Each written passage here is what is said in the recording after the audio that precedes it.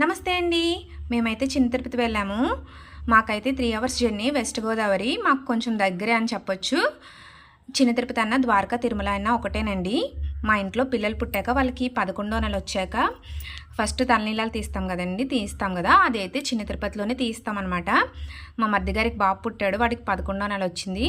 So మేము అందుకైతే వెళ్ళి మొక్కు తీర్చుకొని వచ్చామన్నమాట. చిన్న తిరుపతి అయితే చాలా మారిపోయింది, కన్స్ట్రక్షన్స్ బాగా జరుగుతున్నాయి కూడా.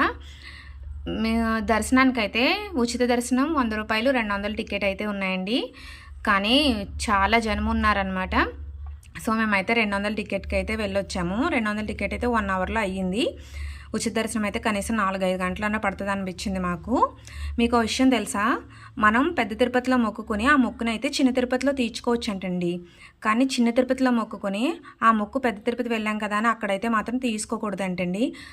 అన్నప్రసాదం కూడా స్వీకరించి వచ్చామండి.